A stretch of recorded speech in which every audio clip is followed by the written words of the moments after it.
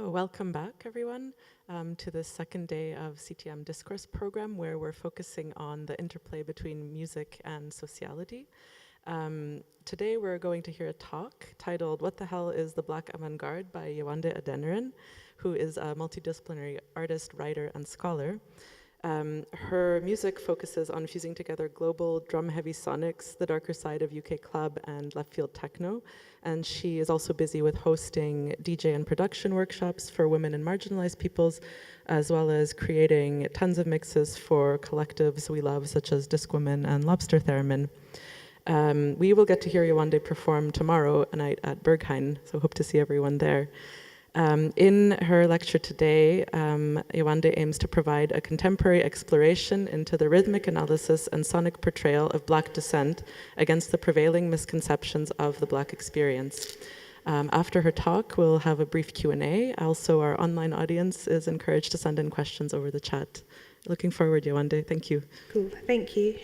So the reason I've asked you all to come a bit closer is because I'm operating more as a seminar. So I'm trying to operate along the kind of different lenses from the 60s and 70s. Because a big important part of this seminar is multiple temporalities, and that's what Afrofuturism looks to kind of reference a lot. So it's kind of looking at the past to understand the future. So in the present, we can kind of work towards a more liberating future and kind of like leave the earth, which means nature and society, in a better place. So if everyone could come a bit more forward, maybe. Yeah, thank you. And throughout, I'll basically be speaking a little bit and then inviting people to respond. Because a big thing of part of that kind of 70s feminist framework is that you have workers, you have artists, you have scholars who kind of speak to each other and they conceptualize together, rather than what I find now, where we have theorists who just read a book and they're like, oh, I've read this really amazing thing, and they keep the knowledge to themselves.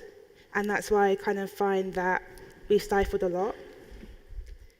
So if I begin, I'll give a bit of introduction how I got to where I am in my thought now. So I did philosophy undergraduate, where I looked at the Algerian War. And in that, I found different groups living together. So you have the Arab Algerians, Black Algerians, and also you have the French who were there as well. And through that, I came across Fanon. So I started looking at different ways to kind of understand post-colonial theory, feminist theory. Is everyone familiar with what post-colonial theory is? Yeah, okay, great. And what I mean by the avant-garde is I mean it in quite a literal sense, which is the advanced garde. And it's good to keep this in mind when you think of experimental theory and music and literature.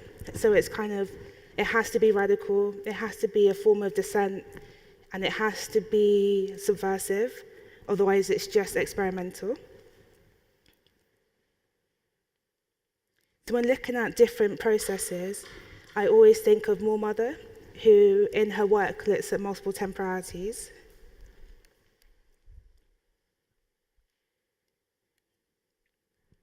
Does anyone have any idea what multiple temporalities is? Cool. So it's the idea that you can experience different forms of time. So time is non-linear. So our idea of time happened kind of at the beginning of slavery, because they had to order society in a way that they could organize the labor. So that's when they came with the 24-hour clock, because it can be like, you have to work this amount of time as an enslaved person, and we can make everyone work that much time, and they can calculate how much labor, how much produce, if they're picking cotton, if they're building something, to do it all over again. And Moormother in her music, she conceptualizes how you could think about that differently. So if you listen to her music, sometimes it will be a 4-minute track, but you can hear a reverse of it. So at the same time as you in the present, you can be thinking of how the history she's presenting can be thought of a different way. So you're kind of like pulled in one direction to another direction at the same time.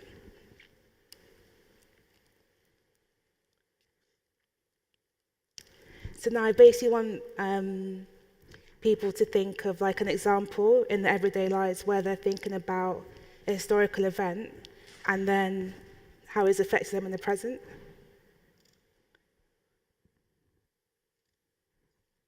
If anyone has an example that we could discuss. Yeah.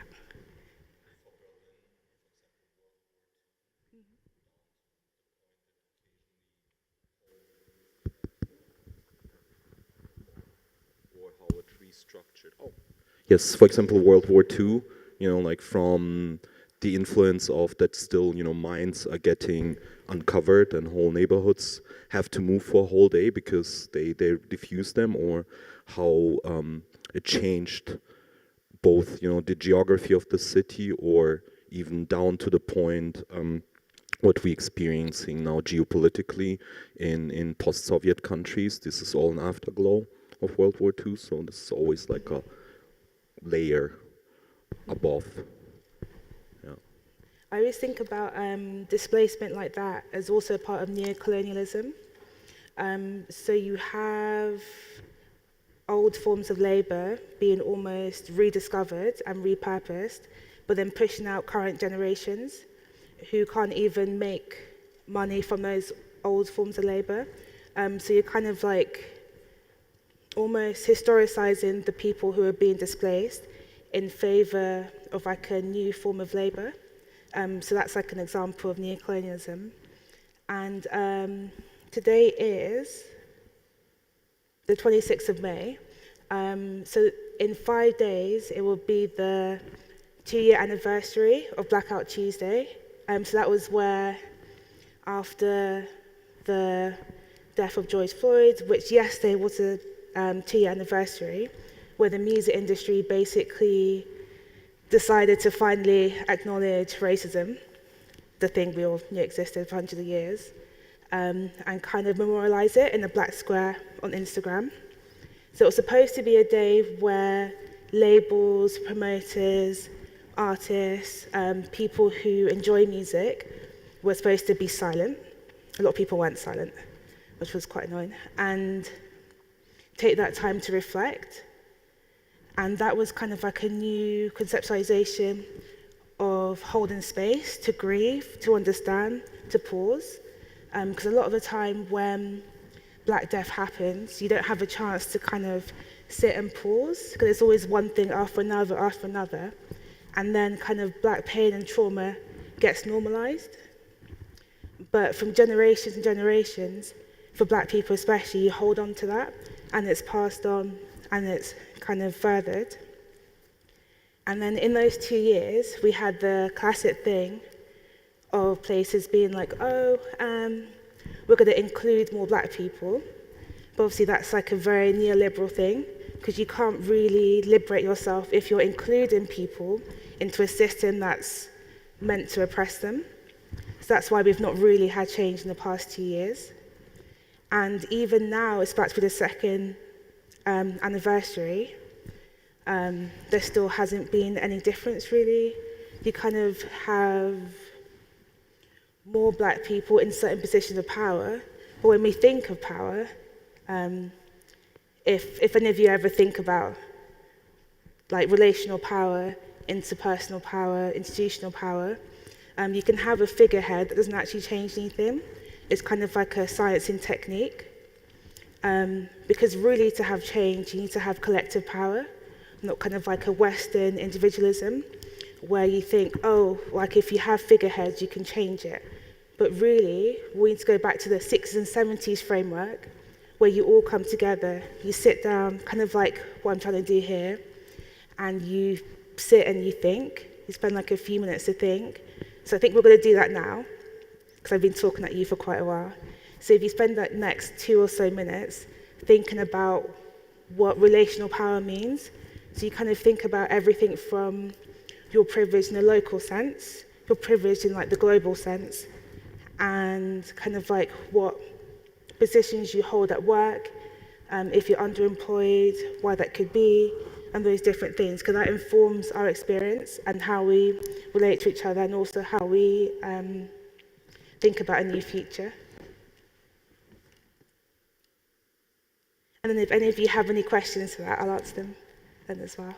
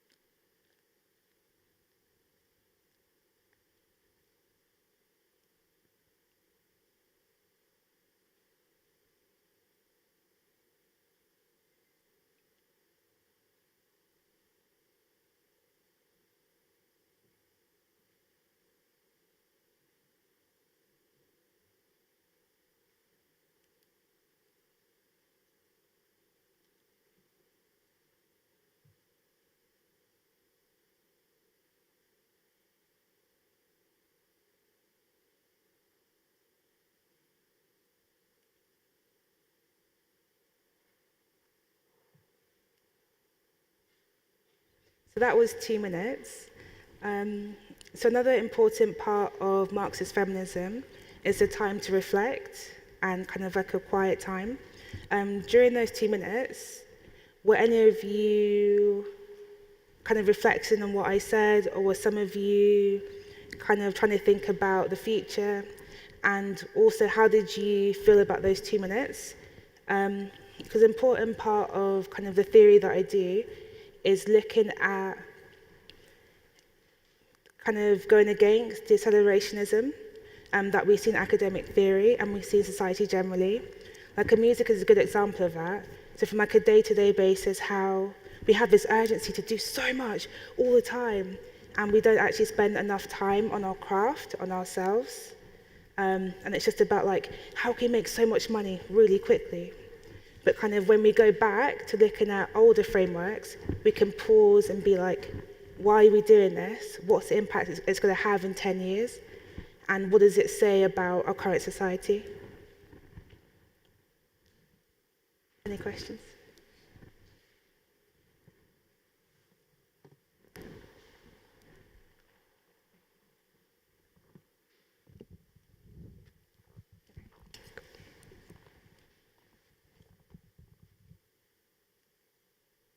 So if I go back to my example of the back square, so it's been 2 years, and did anyone here post the square? A few people. What were your reasons for posting it? Because I think you at the back nodded.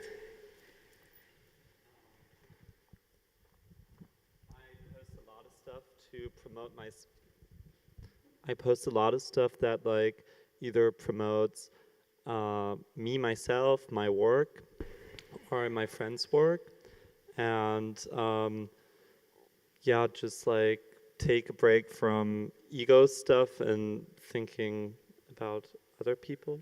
That was it. Thank you. Because I did find after people posted, there was that period where people were kind of more conscious about their position about the way they relate, about how they consume dance music. And it was really good, but that didn't last. Because the way that we have presented a lot of black trauma in the media is that it comes really quickly. There's like a cycle of outrage. People are like really angry, like, oh my God, I can't believe this, even though it's very structural and really happens. And then it dies down, we carry on, and it does that, and the cycle repeats itself, repeats itself, repeats itself. And as that cycle is repeating itself, we're going through different temporalities again, because we're experiencing the same things again and again.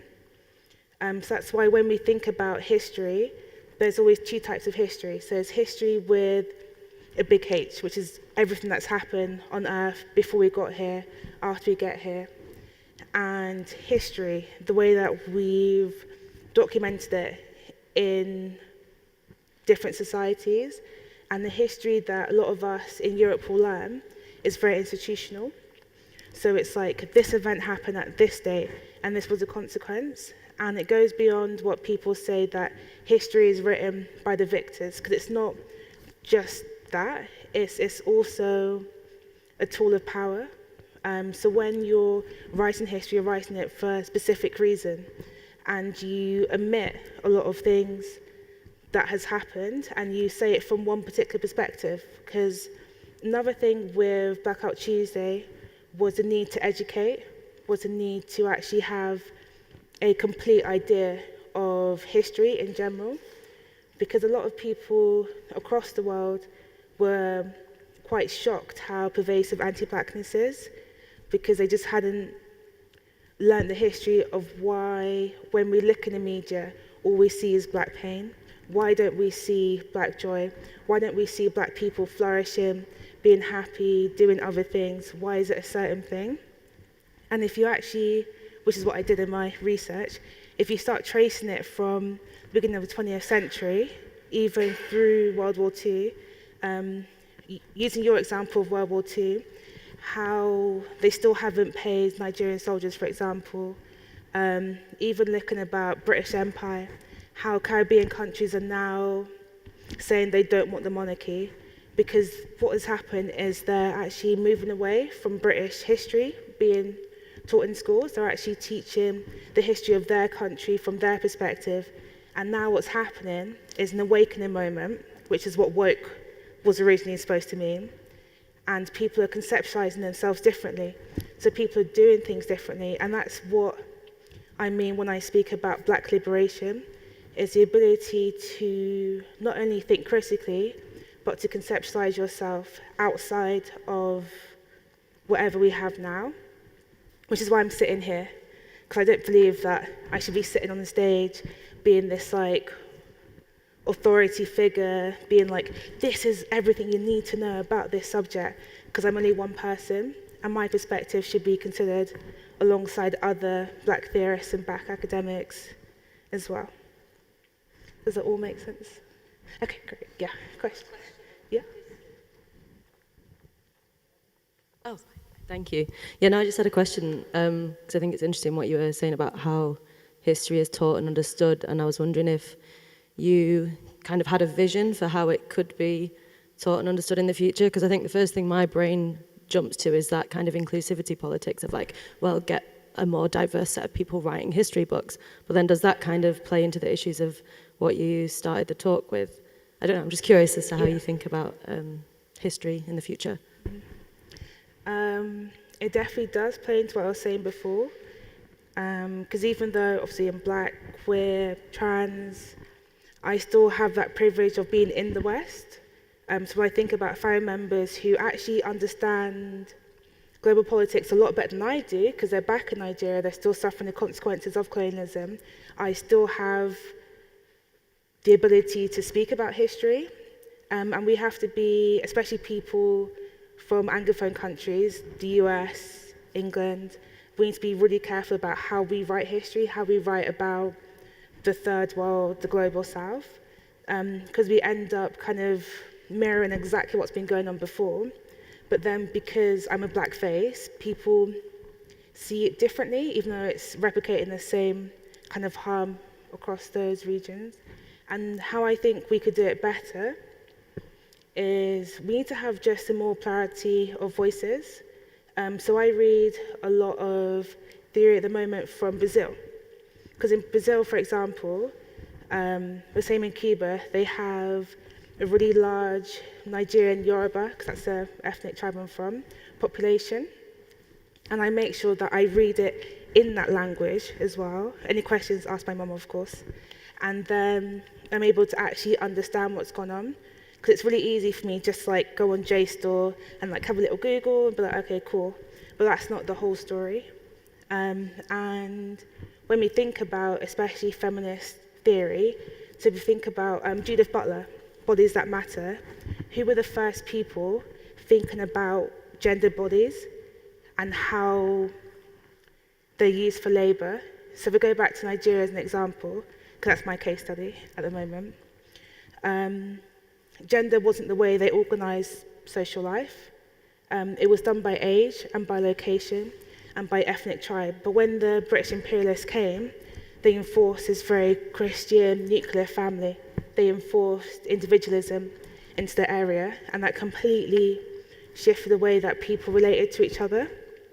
So you started having the man of the household, when before it was actually the women, because they would be the one looking after children, making sure everything gets done.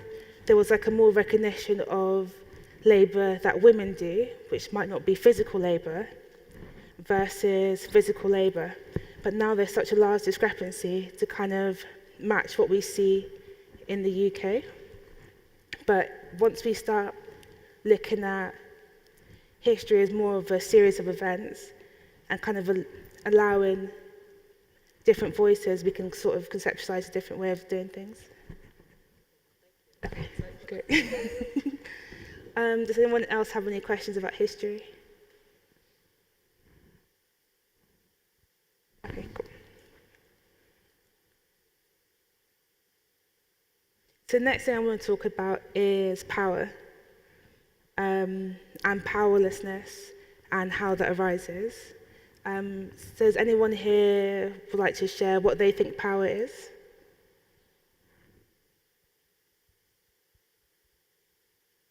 Yeah, I can see some people thinking. Yeah?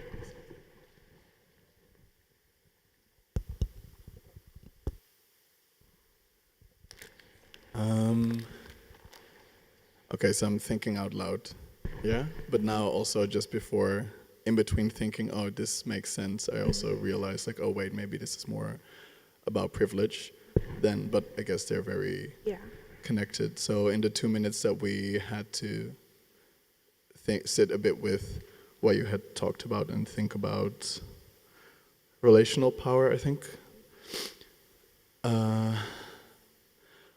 I felt like it was really interesting to be in the room, and I imagined with all these people that I don't know, and maybe we'll never know, wondering, I was kind of like doing a big associative thinking exercise because I'm in a group with 6 makers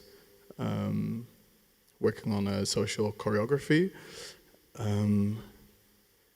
And we are we are a collection of a lot of intersectional identities, and we all hold 2, 3, 4, 5, 6. It's just a big pile of intersectional identities, and we don't know each other. So we are all like first tiptoeing and then doing microaggressions, whatever those are, and coming into that space, identifying as a non-white person in the Netherlands, a white person in Colombia, a person with a history of migration, and a queer gay man, thinking, oh, I know enough about intersectionality to kind of do no harm in this group or learn in a safe way. A lot of conflict, you know, I do learn, oh, I don't know anything about fat phobia, I don't know enough about anti-Semitism. There's an activist in the group.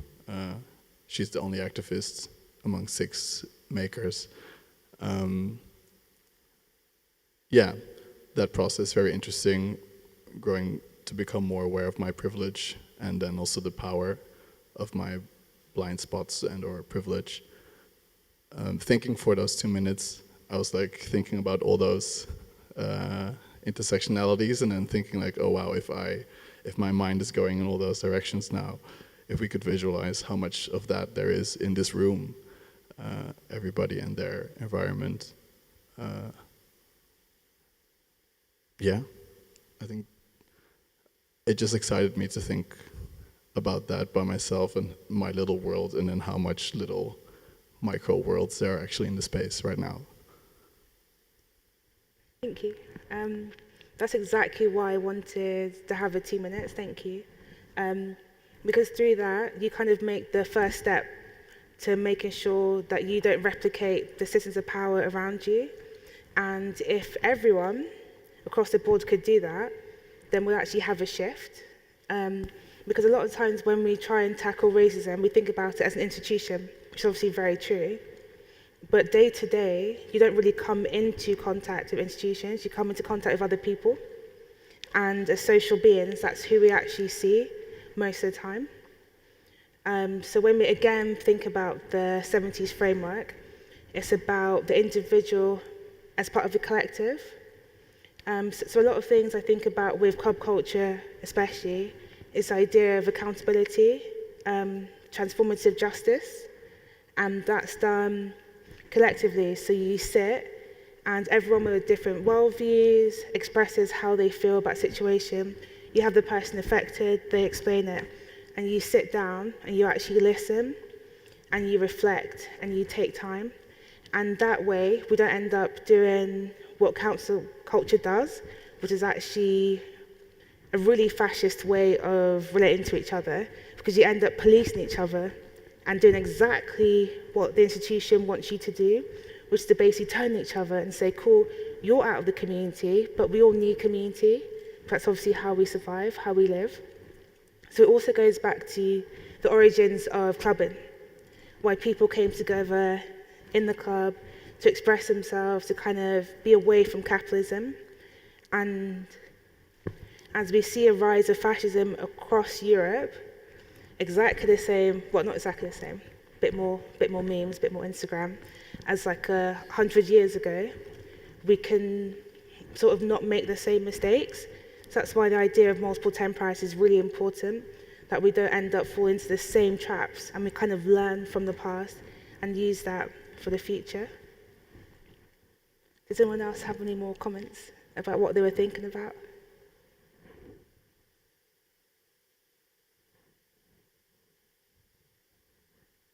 This is on the topic of power, right? So I guess, you know, my first thoughts were to like think of synonyms and like definitions, and I was thinking, well, I think we're going for something a little bit deeper and a little bit more nuanced, and I'm thinking about two different things. One, like experiencing power as a person with privilege, or like on the receiving end of power, and how that differs depending on context. I guess the first is like when you grow up, you're more or less on the receiving end of power, and you know your circumstance is determined a lot of times by other people, and then you learn eventually like what you can do and what you have the ability to do, and I guess there's just a lot of things to consider there, and how power fluctuates and changes, and those with power really do have the ability to influence their surroundings in so many different ways, and how their framework, how their mindset, how a culmination of all of their life experiences is moving things in a certain direction, so to say. And then, of course, when you do get in that position of power, when you do have authority, being able to like recognize the freedom, but also the like responsibility that comes with that. Thank you. I think it was really important what you were saying about your first encounters of power, because the family as a hierarchy is everyone's first experience of it. So we learned that we automatically have to respect our parents because they're older, because they're this authority figure, and that kind of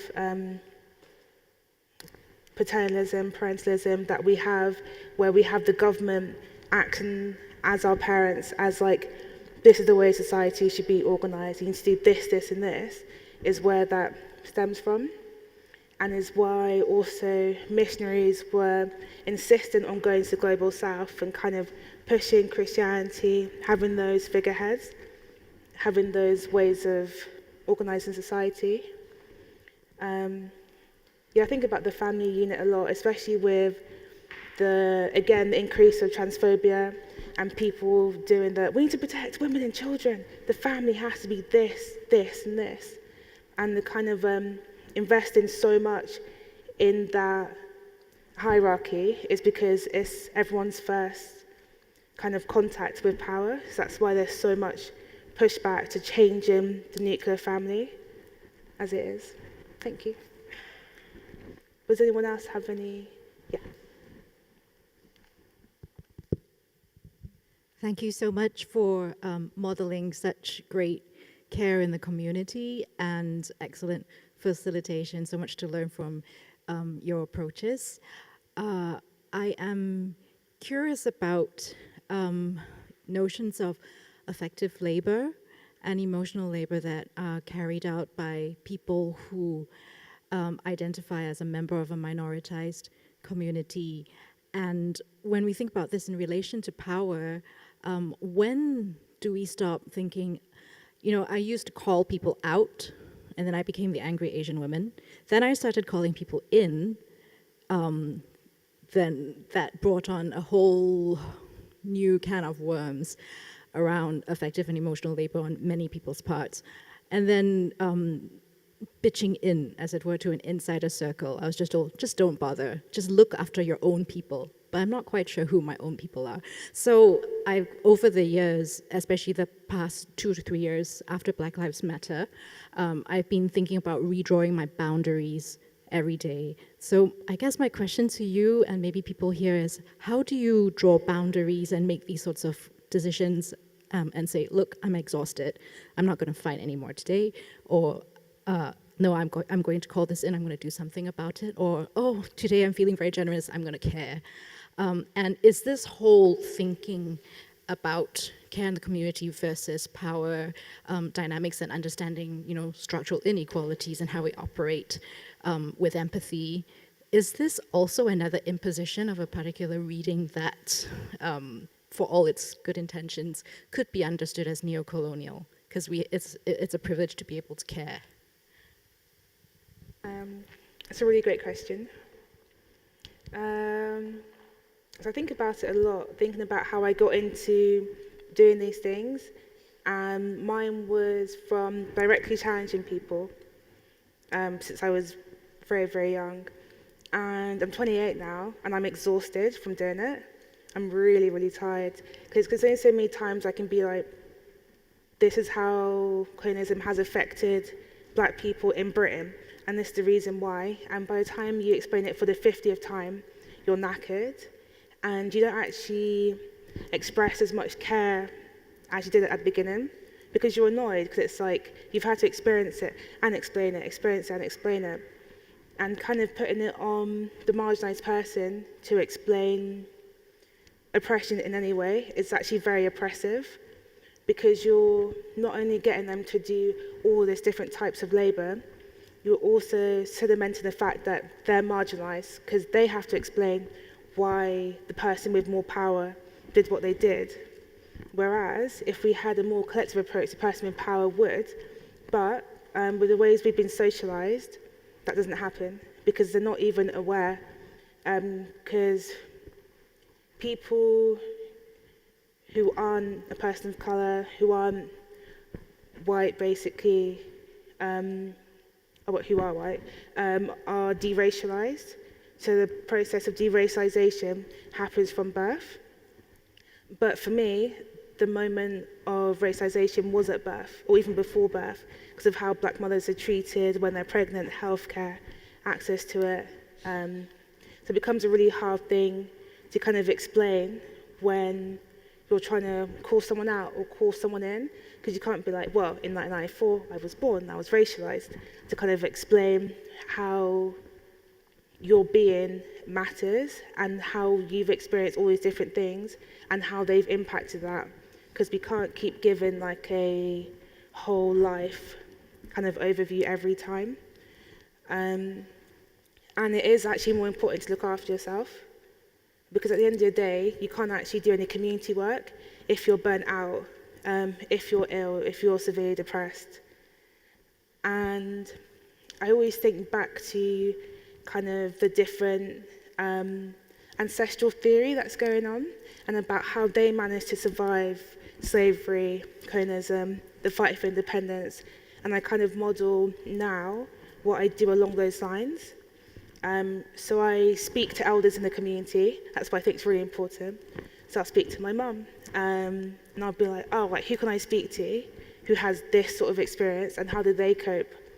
And you do that, so you sort of look around you, rather than, I think a lot of what we do is we read an article that someone who we decided has had enough knowledge on it, and we take what they've given to be gospel, basically. But if we look around, especially to our elders, and to oral history, which I think is really important, when we think about how to effectively challenge things, how to move things forward, that's what I've actually found to be the most effective. Because oral history wasn't considered an important part of the history as a discipline. Because basically, for Black people especially, they weren't allowed to learn how to read and write. They weren't allowed to write books. And so omitting them from that discipline has meant that now we have to really fight to have everything written down. But the quickest way to understand something is just to ask someone.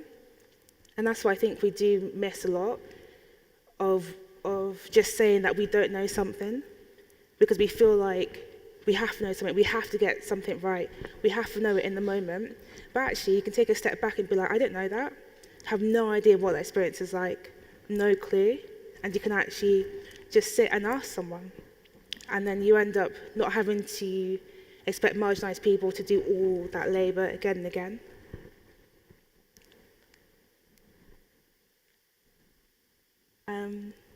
Anyone else? Any more questions?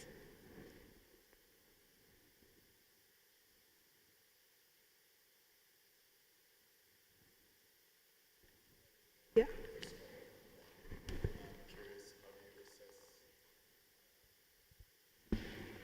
How do you, thinking about care and labor and joy, what is the spectrum that you move through with these seminars that you do?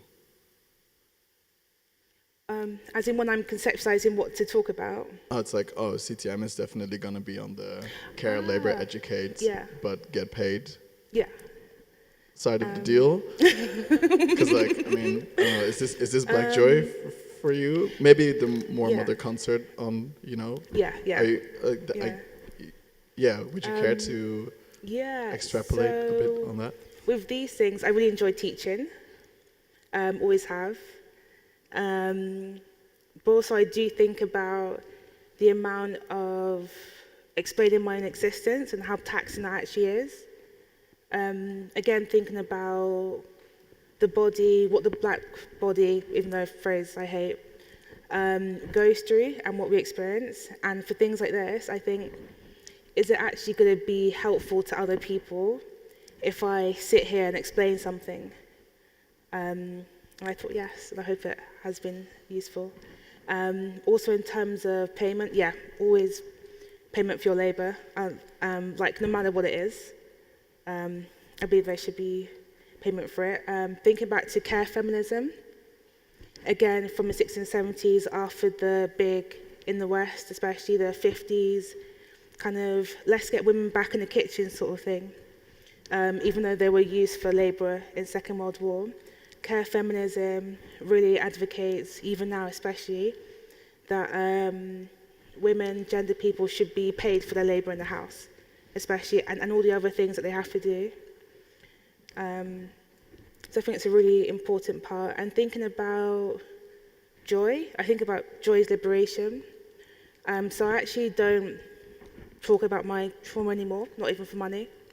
I've done that. I didn't actually find it very useful.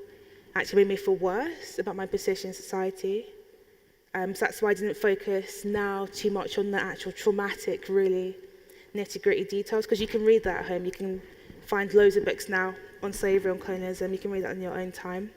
But I think when you're collectively coming together, you don't necessarily need to focus on that, because I actually find joy to be liberation, because the more positive depictions we see of blackness, especially in media, we actually feel better about ourselves. It has like a positive impact on our psyche as well. So I think that's more important, and just finding joy with each other. Also going back to what intersectional theory is actually about, which is where you start with Black womanist theory and relate it to each other. So if you can sit together and create some sort of joy, I think that's actually more impactful than me being like, here's 10 traumatic things that happened in my life and why racism is bad. Because people know racism is bad. It's just kind of changing the way we view the world and think about the world, so we can actually move past being like, this is a bad thing, to, yeah, this is a bad thing, but here's how we're combating it.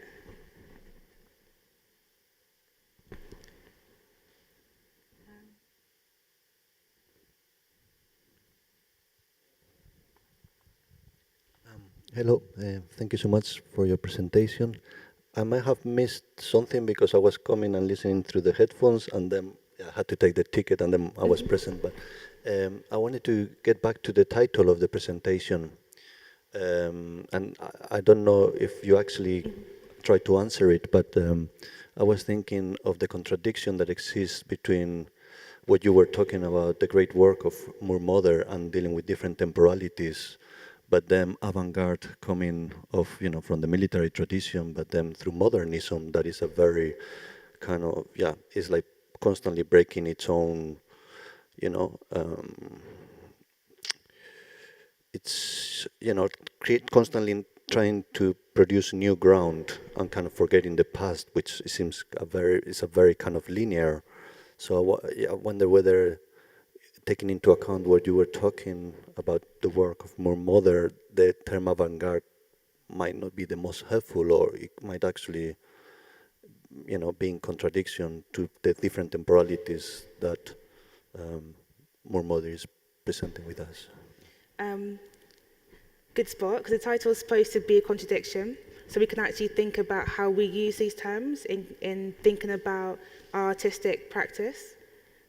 Because we a lot of the time use all this language and we don't actually think about why we're using it and what it actually means, and especially what you're saying about always breaking new grounds, covering this and that. Avant-garde is really great to think about that, but when you of course mention things like modernism and the political history behind that, and actually how destructive it was even for the artistic movement, that's why I wanted to use it, because now when Black people are finally being covered in publications, in different forms of media, they're using all these terms together, which actually don't fit. As in, so they'll put Black just in front of anything, and it doesn't actually make sense, because the way that Blackness has arisen is completely kind of outside our Western conceptualization of pretty much anything. Yes, so I think contradictions are really helpful, because it also means that you always critically engage. And I think that a lot of what an issue could be boiled down to is lack of critical thinking, of actually thinking like, what do I mean by this? And what am I trying to say with this? So I think it's really important, always to think critically, challenge it, challenge yourself and your practice.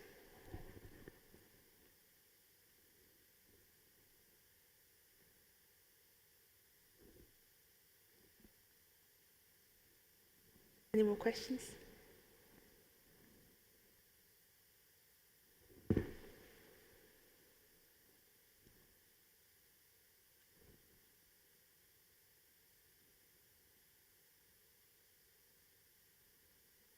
Cool. If there's no more questions, that's it. Very much. Did you have a question?